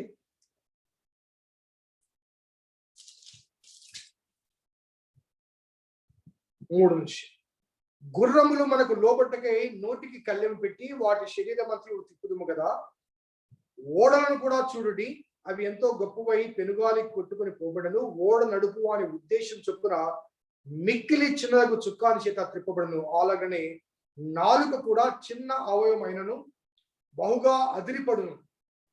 కింద అతిశయపడనే మాట రాయబడింది. ఎంత కొంచెము నిప్పు ఎంత విస్తారమైన అడవిని తగులబెట్టును. ఇక్కడ 3 పోలికలు. ఒకటి గుర్రములు, అదే రీతిగా ఓడలు, అదే రీతిగా నిప్పు. మన మాటల గురించి అనగా బోధకులైన మనము ఆ మాట్లాడే మాటల గురించి ఆయన ప్రశ్నించేది నాలుకను ప్రశ్నిస్తున్నారు. ఎందుకంటే నాలుక ట్విస్టింగ్ నేచర్ కలిగింది. ఒక బోధకుడు, నాకు తెలిసిన స్నేహితుడు సన్నిహితుడు బోధిస్తూ, ఒక పల్లెటూరు పాస్టర్ గారు, ఆయన బోధిస్తూ వారికి అర్థమయ్యే రీతిగా నోటి పిన్ని మిగతా వాటి అన్ని ఓపెన్ గా పెట్టాడు. అక్కడ కళ్ళని కానీ లేకపోతే చెవులను కానీ అన్ని ఓపెన్ గా పెట్టాడు. కానీ ముక్కుని కానీ అన్ని ఓపెన్ గా పెట్టాడు. కానీ నోటిని మాత్రం ఆ నాలిక మాట్లాడకుండా మొదటగా పళ్ళను, ఆ తర్వాత పెదవులను అడ్డంగా పెట్టాడు. అనగా ఆ మాట పంటిని పెదవిని దాటి బయటికి రావాలి. కాబట్టి స్పీడ్ బ్రేకర్స్ ఏర్పాటు చేశాడు అని ఒక తమాషాగా చెప్తూ వచ్చాడు. నాలుక గట స్పీడ్ బ్రేకర్స్. ఇంకా ఆలోచిస్తే ఈ నాలుక కన్నా ఇంకా లోపల ఇంకో నాలుగు ఉంటుంది, కొండ నాలుక అంట. అది లేకపోతే ఈ నాలుక మాట్లాడదు. అది ఎక్కడో లోపల ఎక్కడో ఉంటుంది, ఇంతే ఉంటుంది. మొత్తం చేసే పని అంతా అదే చేస్తుంది. అది లేకపోతే మాటలు రావు. కాబట్టి మన శరీరాన్ని నాశనంలోకి నడిపించేది ఏంటంటే ఆ నాలుక. గుర్రము చాలా బలమైంది, దాన్ని కంట్రోల్ చేయడానికి కళ్ళెం వేస్తాం. మొదటి అధ్యాయంలో కూడా 26వ వచనం చూడండి. యాకోబు మొదటి అధ్యాయం 26లో, ఎవడైనా నోటికి కళ్ళెము పెట్టుకొనక తన హృదయం మోసపుచ్చుకొనుచు భక్తి గలవాడు అనుకునేలా వారి భక్తి వ్యర్థమే. అనగా నోటికి కళ్ళెం వేసుకోవాలి. గుర్రానికి ఏ రీతిగా కళ్ళెం వేసామో ఆ రీతిగా నోటికి కళ్ళెం వేసుకోవాలి.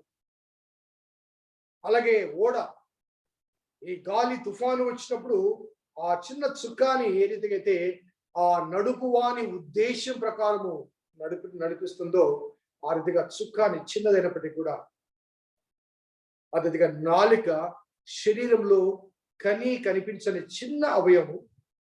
అది బయటికి కనిపించకుండా పళ్ళు పెదవులు అడ్డుగా ఉన్నప్పటికీ కొన్ని కుటుంబాలే నాశనం చేస్తాయి. కుటుంబాలే పౌలు చెప్పాడు కదండి, కుటుంబాలు నాశనం చేస్తాయి.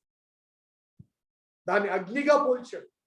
అగ్ని చిన్న రవ్వ చాలు, ఆ రవ్వ ఎంత పెద్ద అడవినైనా కానీ కాల్చి వస్తుంది. కాబట్టి మోసకరమైన నాలుక, ఈ నాలుకను మనము అదుపులో పెట్టుకోవాలి. కొన్ని ఎగ్జాంపుల్స్ నేను చూపిస్తాను. కీర్తన గ్రంథం 12వ అధ్యాయం 2:4లో, మోసకరమైన నాలుక, ఇచ్చకములాడు పెదవులు, బింకములాడు నాలుక అనే ఈ మాట 3 మాటలు వాడతారు. మోసకరమైన నాలుక, ఇచ్చకములాడు పెదవులు, బింకములాడు నాలుక. ఆ మాట చెబుతూ 6వ వచనానికి వచ్చేసరికి, యెహోవా మాటలు పవిత్రమైనవి. ఈ రెండింటిని మనం ఒక్కసారి బేరీజు వేసుకుని కనెక్ట్ చేసుకుని మాట్లాడితే, ఒకసారి తెరవండి 12వ కీర్తన 2-4 చదువుతాను, మళ్ళీ 6 చదువుతాను. మోసకరమైన మనస్సు గల వారై ఇచ్చకములాడు పెదవులతో పలుకుదురు. యెహోవా ఇచ్చకములాడు పెదవులన్నింటినీ, బింకములాడు నాలుకలన్నింటినీ కోసివేయము. మా నాలుక చేత మేము సాధించదము, మా పెదవులు మావి, మాకు ప్రభు ఎవడని వారు అనుకుందురు. మా నాలుక చేత మేము సాధించనగా, నాకు వాక్చాతుర్యం ఉంది, ఎక్కడికి వెళ్ళినా కానీ గంటలు ప్రసంగాలు చేయగలను. ప్రజలు నా ప్రసంగాలకు జేజేలు కొడతారు, చప్పట్లు కొడతారు, వేల మంది వస్తారు, లక్షల మంది వస్తారు నా మాటల కొరకు. కానీ ప్రభు మాటల కొరకు వస్తున్నారా? నేను చెప్పే కల్పనా కథల కొరకు, లేకపోతే దురంత చెవులకు అనుకూలంగా ఉండే ఈ హాస్యాస్పదమైన కథలు చెప్పడానికి?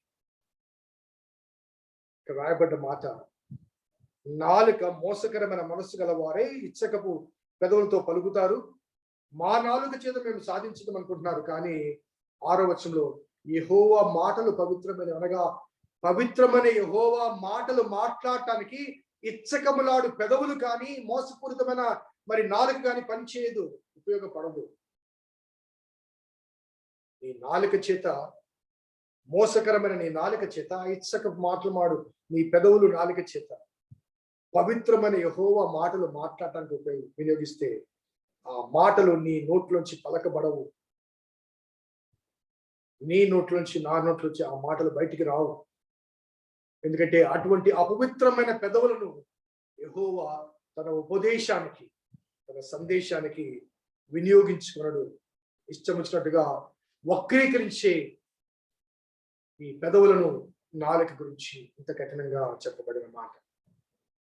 అలాగే ఈ 5వ వచనం మనం గమనిస్తే, యాకోబు పత్రిక 3వ అధ్యాయం 5వ వచనంలో, నాలుక ఎంత కొంచెము నిప్పు, ఎంత విస్తారమైన అడవిని తలపెట్టును. నాలుక అగ్నియే. నాలుక మన అవయవంలో ఉంచబడిన పాప ప్రపంచమై సర్వ శరీరమునకు మాలిన్యము కలగ చేయొచ్చు. ప్రకృతి చక్రమును చిచ్చుపెట్టును, అది నరకము చేత చిచ్చు పెట్టబడును. అది నాలుక గురించి ఇంతగా యాకోబు భక్తుడు చెప్పడానికి, ఇంత భయంకరమైనది నాలుక అని పలకటానికి మనం గమనించినట్లయితే, ఆనాటి అబద్ధ బోధకులు, అనగా యూదా సాంప్రదాయాల నుంచి వచ్చి గౌరవ మర్యాదలు మనలను కోరుకుంటూ దేవుని వాక్యాన్ని భిన్నమైన రీతిగా తమకు అనుకూలమైన రీతిగా బోధించే ఈ ట్విస్టింగ్ టంగ్స్ కలిగినటువంటి ఈ బోధకుల గురించి ఎంత బాధపడుతున్నాడో ఆ విషయాన్ని మనం గమనించవచ్చు. సామెతల గ్రంథము 16:27లో పనికి మాలిన వాడు కీడును త్రవ్వి పైకెత్తును, వాని పెదవుల మీద అగ్ని మండుచున్నది. వాని పెదవుల మీద అగ్ని మండుచున్నది. ఇక యాకోబు కూడా అదే మాట చెప్తుంది, నాలుక అగ్నియే అగ్నియే. ఈ నాలుక చేత లేకపోతే ఈ నోటి మాటల చేత కుటుంబాలు సంసారాలే ఈ ఇంటి నుంచి ఆ ఇంటికి, ఆ ఇంటి నుంచి మరొక ఇంటికి, బోధకులమైన మేము లేకపోతే కాపర్లమైన మేము ఈ ఇంటి నుంచి ఆ ఇంటికి, ఆ ఇంటి నుంచి మరో ఇంటికి ఈ వార్తలు ఆ వార్తలు మోసుకుంటూ దేవుని వాక్యాన్ని, దేవుని మాటలు, దేవుని వార్తలను పక్కన పెట్టి లోక సంబంధమైన లోక మాలిన్యముతో కూడిన మాటలు ఇంటింట ప్రచారం చేయడానికి, ఇంకా మాట్లాడితే ముసలమ్మ ముచ్చట్లు, వ్యర్థమైన మాటలు, ఇవి కుటుంబాలు పాడు చేస్తాయి. కుటుంబాల మధ్య అసమాధానాన్ని కలిగింపచేస్తాయి. బిడ్డల మధ్య, తల్లిదండ్రుల మధ్య, భార్యాభర్తల మధ్య, తల్లిదండ్రులకు బిడ్డలకు మధ్య, రక్త సంబంధికులకు మధ్య నాలుక అగ్ని. బోధకుడా జాగ్రత్త వహించాలి అన్న వాస్తవాన్ని జ్ఞాపకం చేసుకో. 7వ వచనంలో కొంత పోలిక చేస్తూ, మరి సృజించబడిన వాటిలో అనేకం అనగా మృగ, పక్షి, సర్ప, జలచరంలో ప్రతి జాతియు నరజాతి చేత సాధు చాగలను, సాధు ఆయను, కానీ ఏ నరుడును నాలుకను సాధు చేయనేరుడు. అది మరణకరమైన విషముతో నిండినది, అది నిరర్గళమైన దుష్టత్వమే. ఈనాడు పాములు సైతం డొమెస్టికేట్ చేయగలుగుతున్నాం. ప్రతి జంతువును, క్రూర మృగాలు సైతం కూడా డొమెస్టికేట్ చేయగలుగుతున్నాం, సాధుపరచగలుగుతున్నాం. సర్కస్ లో మనం చూస్తుంటాం, పుళ్ళు, సింహాలు కూడా ఈ రింగ్ మీదుగా దూకమంటే దూకేస్తున్నాయి, ఈ స్టూల్ ఎక్కి నిలబడమంటే నిలబడుతున్నాయి. కానీ ఈ నాలుకను మనము సాధు చేసుకోలేకపోతున్నాం. ఎంతటి భయంకరమైందో. ఒకసారి 141 కీర్తన 3వ వచనం చూడండి. Psalm 143. పాము నాలుక వలె వారు తమ నాలుకను వాడి చేయుదురు, వారి పెదవుల కింద సర్ప విషం ఉన్నది. వారి పెదవుల కింద సర్ప విషం ఉన్నది. యాకోబు కూడా అదే మాట చెప్తున్నారు. అలాగే ఇదే విషయాన్ని రోమిలకు రాసిన పత్రికలో పౌలు భక్తుడు 3:13లో, రోమిలకు రాసిన పత్రిక 3:13లో, వారి గొంతుక తెరిచిన సమాధి, వారు తమ నాలుకతో మోసము చేయుదురు, వారి పెదవుల కింద సర్ప విషం ఉన్నది. వారి పెదవుల కింద సర్ప విషం. వారి నాలుక, వారి గొంతుక తెరిచిన సమాధి అనగా సమాధి లోపల ఏముంటాయండి? కుళ్ళు. అనగా మనం మాట్లాడే మాటలు కుళ్ళు బోధతో కూడినవి, కుట్రలతో కూడినవి, కలహాలతో కూడినవి. కలహ ప్రియులుగా మనం కొనసాగుతున్నాము. బోధకులారా, మిమ్మల్ని మీరు పరీక్షించుకోండి. చాలా కంపారిజన్. మరి ఆ గుర్రం గురించి చెప్పాడు ఉదాహరణ, ఓడ గురించి చెప్పాడు, అగ్నిని చెప్పాడు. ఇంకా ఆ తర్వాత ముందుకు వెళ్తే 9 నుంచి 13 వర్షాలు మనం గమనిస్తే, మనము దీనితో అనగా ఈ నాలుకతోనే తండ్రి అయిన ప్రభువును స్తుతిస్తాము, దీనితోనే దేవుని పోలికగా పుట్టిన మనుషులను శపించుము. ఒక్క నోటి నుండి ఆశీర్వచనములు శాపవచనములు బయలువెళ్ళను. నా సహోదరులారా, ఇలా ఉండకూడదు. నీటి బుగ్గలో నుండి ఒక జలం నుండి తీయటి నీరును చేదు నీరును ఊరునా? నా సహోదరులారా, అంజురపు చెట్ట ఒలివ పండ్లను, ద్రాక్ష తీగను, అంజురు పండ్లను కాయన, అటువలే ఉప్పు నీళ్ళలో నుంచి తీయని నీళ్లు ఊరవు. కానీ ఈ నాలుగు నుంచి ఆశీర్వచనాలు వస్తాయి, శాపవచనాలు కూడా ఈ నాలుగు నుంచి. ఎంత భయంకరమైందో ఈ నాలుక అనే మాట. ఒకవేళ ఈ నాలుక చేత చెడ్డ మాటలు పలుకుతూ, శాపవచనాలు పలుకుతూ, మరి లోకానుసారమైన రీతిగా అల్లరితో కూడిన మాటలు పలుకుతూ అదే మాటతో దేవుని మాటలు పలకటానికి, అదే నాలుకతో ఆశీర్వచనాలు చెప్పడానికి, అదే నాలుకతో దేవుని వాక్యాన్ని బోధించడానికి సిద్ధపడుతున్నారేమో. బోధకులారా, మిమ్మల్ని మీరు పరిశీలించుకోండి. ఈ భాష ఉప్పు వేసినదిగా ఉండాలి.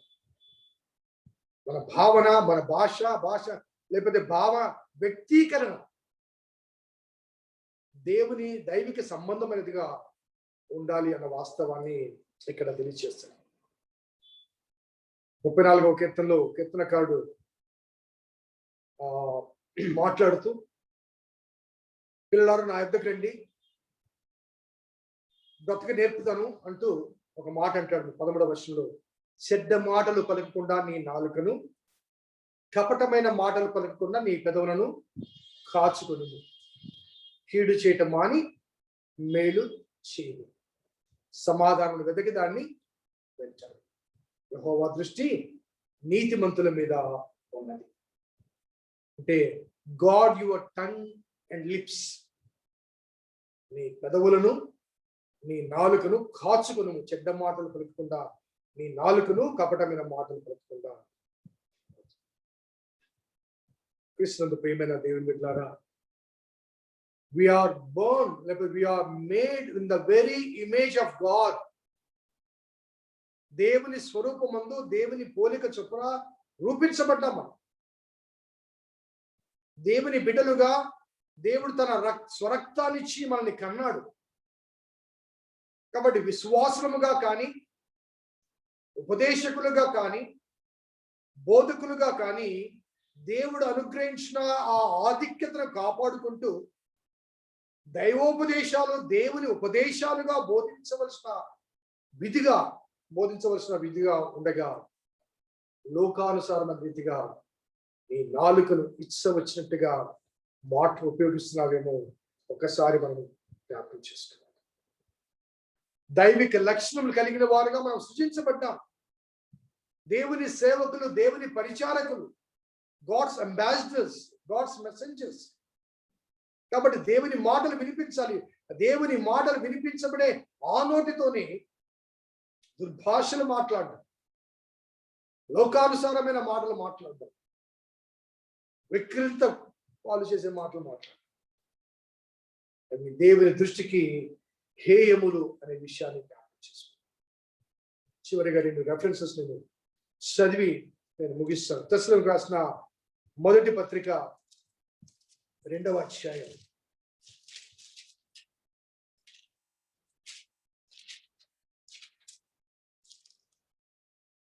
4వ వచనంలో 4-5 వచనాలు.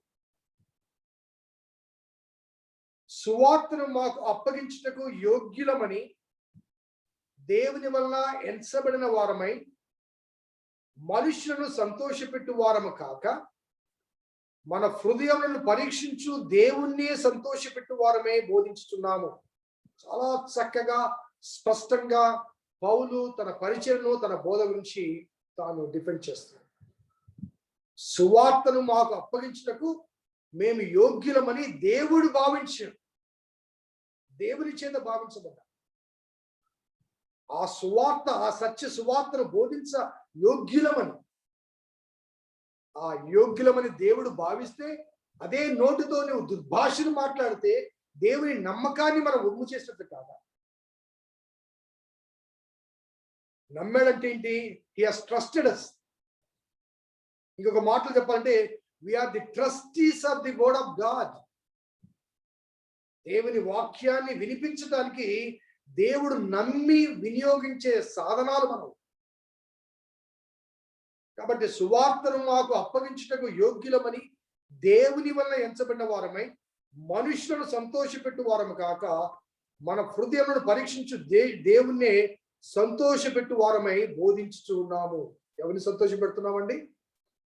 ఆ సువార్తను మాకు అప్పగించిన ఆ దేవుని సంతోషపెట్టాలి. ఏం బోధిస్తున్నాం? ఆ సువార్తనే బోధిస్తున్నాం. కాబట్టి మనము మీరు ఎరిగి ఉన్నట్టు మేము ఇచ్చకపు మాటలను, ధనాపేక్షను కప్పిపెట్టు వేషములను ఎన్నడూ వినియోగించలేదు. ఇందుకు దేవుడే సాక్షి. అనగా జడ్జిమెంట్ ఈస్ పాస్. మేము ఎలా బోధిస్తున్నామో, ఎలా ప్రవర్తిస్తున్నామో, ఎటువంటి బోధ మేము బోధిస్తున్నామో దానికి దేవుడే సాక్షి. దేవుడే సాక్షి.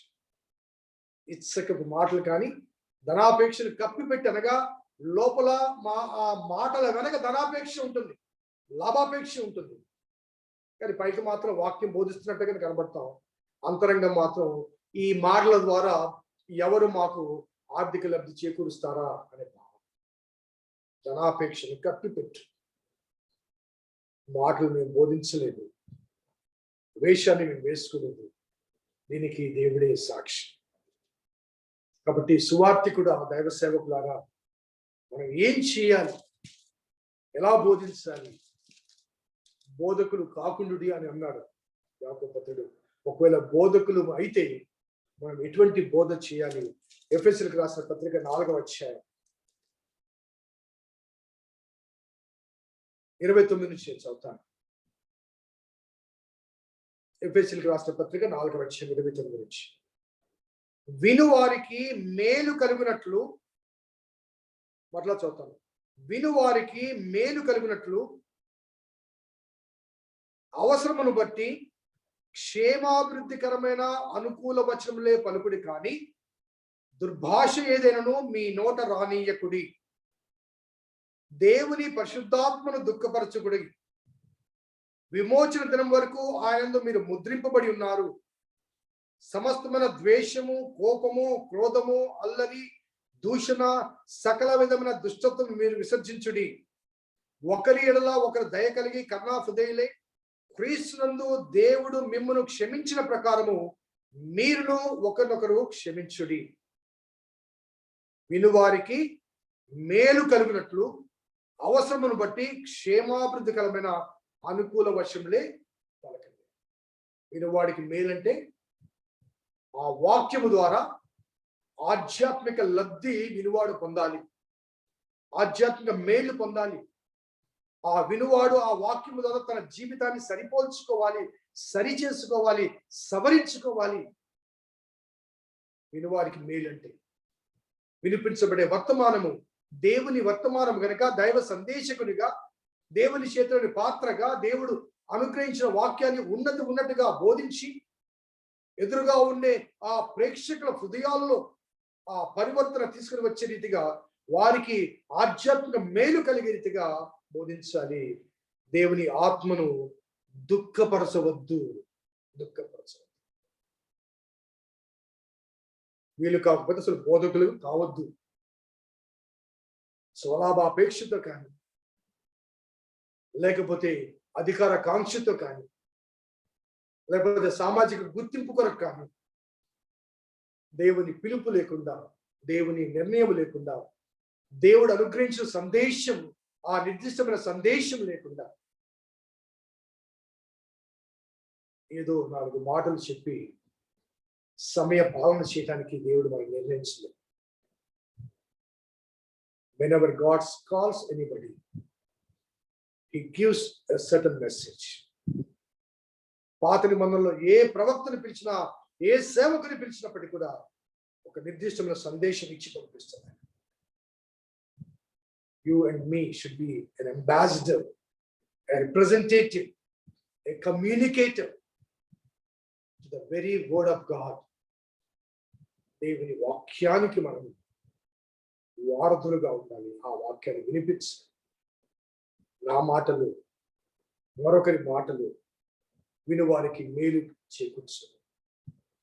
ఎందుకంటే నా మాటలు నా నాలుక నుంచి, నా పెదవి నుంచి వచ్చాయి. కానీ దైవోపదేశములు హృదయంలోంచి దేవుడు పలికించే పలుకులు, ఆ పలుకులు ఎదుటి వాటి జీవితాన్ని మారుస్తాయి, మార్పు కలిగింపచేస్తాయి. కాబట్టి నీ నాలుకను నీ స్వాధీనంలో ఉంచుకో. Your tongue is a twisting tongue. అటు ఇటు మాట్లాడి వారికి వీరికి తగాదాలు పెట్టే ఈ అపవిత్రమైన లోకానుసారమైన మాటలకు స్వస్తి చెప్పి దైవోపదేశమును ఉన్నట్టుగా బోధించగలిగిన బోధకులుగా మనం రూపాంతరం చెందాలి, దేవుని చేతిలో వాడబడాలి.